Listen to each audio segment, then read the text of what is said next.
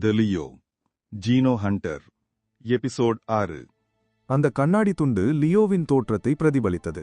அவன் அதை தன் முஷ்டியால் குத்தினான். அந்த கண்ணாடி துண்டை நேராக வெகு தொலைவில் உள்ள குப்பை தொட்டியை நோக்கி பறக்கவிட அது துல்லியமாக அந்த திறப்புக்குள் சென்று விழுந்தது. தெருவில் முதலில் பாதிக்கப்பட்ட மக்கள் விரைவாக இயல்பு நிலைக்கு திரும்பினர். தெருவில் இருந்தவர்கள் விவாதித்துக் கொண்டிருந்தனர். துரதிர்ஷ்டவசமாக சிலர் காயமடைந்தனர். ஆனால் அவர்களில் பெரும்பாலோருக்கு எந்த காயமும் ஏற்படவில்லை. என்ன பலம் என லியோ வானத்தை நோக்கி பார்த்தார். ஒரே ஒரு அலறலில் இவ்வளவு சக்தியா? அது ஒரு சக்தி வாய்ந்த மிருகமாக இருந்திருக்க வேண்டும். வைவன், உனக்கு இது போன்ற மிருகங்களுடன் நன்றாக பரிச்சயம்தானே? இது என்ன வகையான மிருகம் தெரியுமா என்றான். வைவன் தன் கண்களை சுருக்கி அதை பார்த்தான். அவன் கண்களின் ஒரு உற்சாக ஒளி தெரிந்தது. லியோ, இந்த நகரத்திற்கு மேலே 500 மீட்டர் உயரத்தில் ஒரு பாதுகாப்பு அமைப்பு உள்ளது. இந்த மிருகம் நிச்சயமாக 500 மீட்டருக்கு மேல்தான் பறந்து கொண்டிருக்க வேண்டும். அவ்வளவு தூரம் இருந்தாலும் அதன் அலறலுக்கு இன்னும் இவ்வளவு சக்தி இருக்கா என்றான் லியோ. மேலும் சாதாரண மிருகங்கள் ஒரு மனித நகரத்திற்கு மேலே ஊளையிட துணியாது. இது அவ்வளவு பலத்துடனும் ஆணவத்துடனும் உள்ளது. நான் சொல்வது சரியென்றால் இது பயங்கரமான கருப்பு முடிசூட்டப்பட்ட தங்க கழுகுகளில் ஒன்றாக இருக்க வேண்டும் என்று வெய்வன் பயத்துடன் கூறினார். கருப்பு முடிசூட்டப்பட்ட தங்க கழுகா என லியோவின் கண்கள் மின்னின. நிச்சயமாக அவன் பிரபலமான கருப்பு முடிசூட்டப்பட்ட தங்க கழுகு பற்றி கேள்விப்பட்டிருக்கிறான். கருப்பு முடிசூட்ட தங்க கழுகு டியாவு இன அசுரர்களில் 3வது இடத்தில் உள்ளது. வெய்வனின் கண்கள் பிரகாசித்தன. ஒரு வளர்ந்த கருப்பு முடிசூட்டப்பட்ட தங்க கழுகின் உடல் சுமார் 21 மீட்டர் நீளம் கொண்டது. அதன் இறக்கைகள் சுமார் 36 மீட்டர் மற்றும் அதன் பறக்கும் வேகம் 3.9 மேக் வரை அடையலாம். இது ஒலியின் வேகத்தை விட 3.9 மடங்கு அதிகம். ஒலியின் வேகமாக 340 மீட்டர் பை வி பயன்படுத்தினால், அதாவது வினாடிக்கு 1326 மீட்டர், அதாவது ஒரு மணி நேரத்தில் 4774 கிலோமீட்டர் என்று அவன் அறிந்த அனைத்தையும் கூறினான் வென். கருப்பு முடிசூட்டப்பட்ட கழுகு சக்தி வாய்ந்தது என்பதை லியோ அறிந்திருந்தான். ஆனால் 1326 மீட்டர் பை வி என்ற அதீத வேகம் என கேட்டவுடன் அவன் தன் மூச்சை பிடித்து கொண்டான். ஒரு வினாடி, அதாவது ஒரு கண் சிமிட்டல், அது ஏற்கனவே 1000 மீட்டர் தொலைவை கடந்திருக்கும். கருப்பு முடிசூட்டப்பட்ட கழுகின் இறகுகள் வைரத்தை விட கடினமானவை. இது 3ஆம் தர எஃகு உலோக கலவை போல கடினமாக இருக்கலாம் என்று வெய்வன் உற்சாகமாக சொன்னார். இணையத்தில் காணொளிகள் உள்ளன. கருப்பு முடிசூட்டப்பட்ட கழுகு கூட்டங்களை பின்தொடர்ந்து படைகளை சந்தித்துள்ளது. இது 20 மில்லிமீட்டர் நெருப்பு கடவுள் பீரங்கி அதை சுட்டது. ஒரு நெருப்பு கடவுள் பீரங்கியால் வினாடிக்கு 7000 தோட்டங்களை சுட முடியும். வினாடிக்கு 7000 தோட்டங்கள் என்பது தோட்டங்களின் ஓட்டம், மற்றும் ஒவ்வொரு தோட்டமும் 50 மில்லிமீட்டர் தடிமன் கொண்ட எஃகு தகட்டை துளைக்க முடியும்.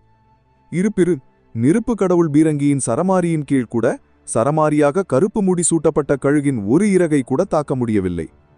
அதன் பிறகு ஒரு மர்மமான தற்காப்பு கலைஞர் எஃகு உலோக போர்க்கத்தியை பிடித்துக்கொண்டு ஒரு ஒளிக்கற்றையை உருவாக்கி கருப்பு முடி சூட்டப்பட்ட கழுகை பாதியாக வெட்டினார் என்று வெய்வன் உணர்ச்சியுடன் கூறினார். லியோவின் இதயமும் வேகமாக துடித்துக் கொண்டிருந்தது. அந்த வீடியோ எல்லா இடத்திலும் பரவியது. அவரும் அதை பார்த்திருக்கிறார். போராளி என்ற பட்டத்தை நான் நிச்சயமாக ஒரு நாள் அடைவேன். அந்த மூத்த வீரரை போல ஆக விரும்புகிறேன். ஒரு போர்க்கத்தியை பிடித்து கருப்பு முடி சூட்டப்பட்ட கழுகு மற்றும் சக்தி வாய்ந்த பிசாசு கொரின்னா போன்ற அரக்கங்களை வெட்ட முடியும். லியோ தன் இதயத்தில் நினைத்து கொண்டார். ஒவ்வொரு டீனேஜருக்கும் இந்த கனவு இருக்கும். நிச்சயமாக இது லியோவின் கனவும் கூட. ஆனால் இணையத்தின்படி கருப்பு முடி சூட்டப்பட்ட கழுகை பாதியாக வெட்டிய அந்த மர்மமான சக்தி வாய்ந்த போராளி சர்வதேச அளவில் 100 இடங்களில் உள்ளார். ஒரு சூப்பர் போராளி.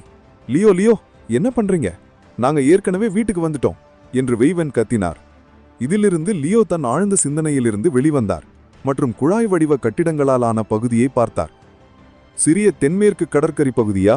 அரசாங்கம் இந்த சிறிய மலிவான வாடகை பகுதியை கட்டியது மற்றும் லியோ 18 ஆண்டுகளாக இந்த பகுதியில் வசித்து வருகிறான். வாடகை பகுதியாக பயன்படுத்தப்படுகிறது. இது அதன் எல்லைக்குள் நிரம்பியுள்ளது மற்றும் ஒவ்வொரு அடுக்குமாடி குடியிருப்புகளும் பெரிய சதுர கான்கிரீட் கம்பங்களைப் போல உள்ளன. மேலும் சூரிய ஒளியை கருத்தில் கொள்ளாமல் கட்டப்பட்டுள்ளன. ஒரு குறிப்பிட்ட அடுக்குமாடி குடியிருப்பில் உள்ள 36 தளங்களில் 32வது தளத்தில் லியோவின் வீடு உள்ளது. லியோ, இன்று நிரவு டோஜோவுக்கு போகலாமா என்று வெய்வன் வேறொரு அடுக்குமாடியை நோக்கி செல்லும் போது கேட்டான். இன்று நிரவா? இல்லை, நான் ஷன் வேலை விஷயமா வெளியே போறேன். அது முடிஞ்சதும் நான் டோஜோவுக்கு போயிடுவேன். அதனால நீ இன்று நிரவு எனக்காக காத்திருக்க வேண்டாம் என்று லியோ சிரித்துக்கொண்டே கையை அசைத்துவிட்டு படிக்கட்டுகளில் தன் வீட்டை நோக்கி ஓடினான்.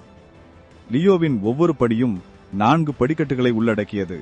வேகமாக ஓடும் சிறுத்தையைப் போல லியோ 2 இமைகளுக்குள் 2வது மாடியை அடைந்தான். 3வது தளம், 4வது தளம் என அவன் ஒவ்வொரு தளமாக வேகமாக ஓடும்போதும், லியோ மற்ற குடியிருப்பாளர்களுக்கு செல்வழி விட்ட போதும் நேரம் அவனுக்கு அதிகமாகவே இருந்தது. லியோ, பள்ளியிலிருந்து வந்துட்டியா என்று கேட்டார் நேத்தன். ஆமாங்கள். லியோவின் சுவாச முறை சிறிதும் பாதிக்கப்படவில்லை. ஒரு எலைட் உறுப்பினராக ஏறும் இந்த வேகம் நிதானமான நடைப்பயணத்திலிருந்து வேறுபட்டதல்ல. பெரும்பாலான குடியிருப்புகளின் கருத்துப்படி கட்டடத்தில் லிப்ட் கட்டப்படவில்லை. ஒரு லிப்ட் கட்டப்பட்டால் குடியிருப்பாளர்களின் வாடகை கட்டணம் அதிகரிக்கப்படும். தற்போதைக்கு பல குடியிருப்பாளர்களுக்கு சில டஜன் மாடிகள் ஏறுவது மிகவும் எளிதானது. அவர்களுக்கு கட்டடத்தில் லிப்ட் கட்டுவது வெறும் வீண் வேலை. மின்சாரம் விலை உயர்ந்தது மற்றும் நகரத்தின் பாதுகாப்பு அமைப்பு மின்சாரத்தால் இயங்குவதால் முழு நாட்டிற்கும் மின்சாரம் தேவைப்படுகிறது. 32வது மாடி.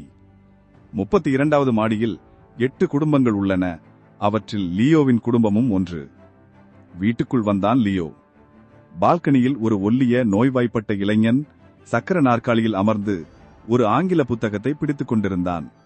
அதை பார்த்த லியோ செலித்தான். ஓ, அந்த பினான்ஸ் முதலீட்டு நிபுணரா?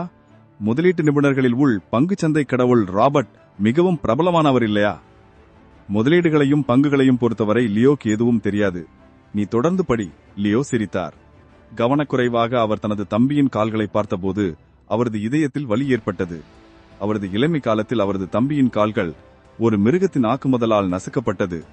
அவரது தொடைக்கு கீழே உள்ள அனைத்தும் நசுக்கப்பட்டது. இது அவனை முடமாக்கியது. ஒரு ஊனமுற்றவனாக தற்போதைய சமூகத்தில் வாழ்வதன் கீழ் அவன் பெரும் அழுத்தத்தை எதிர்கொள்கிறான். அவனது கல்வியை கூட ஆன்லைன் பாடங்கள் மூலம் மட்டுமே கற்க முடியும். நீண்ட காலமாக சூரிய வெளிச்சம் படாததால் அவரது சகோதரரின் முகம் நோய்வாய்ப்பட்டது போல வெள்ளையாக இருந்தது. மேலும் அவனுக்கு அதிக நண்பர்கள் இல்லை.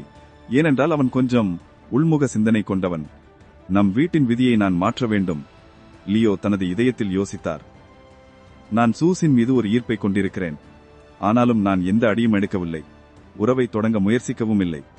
சட்டப்படி ஒருவர் 18 வயதில் திருமணம் செய்து கொள்ளலாம்.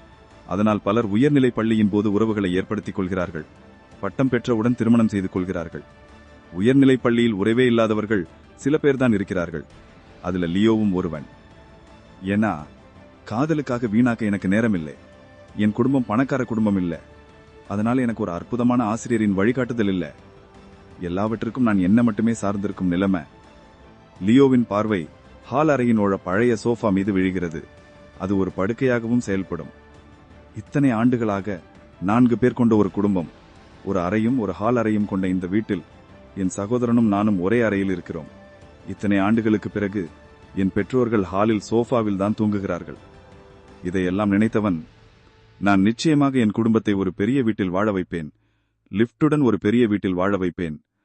அப்பாவும் அம்மாவும் ஒரு பெரிய படுக்கையில் உறங்கவும், படிக்கட்டுகளில் இறங்கும்போது என் சகோதரன் இவ்வளவு சிரமம் இல்லாமலும், வீட்டில் சூரிய ஒளி முழுமையாக பிரகாசிக்க ஒரு பெரிய ஜன்னல் இருப்பது போல அவர்களை வாழ வைப்பேன் என்று உறுதி கொண்டான்.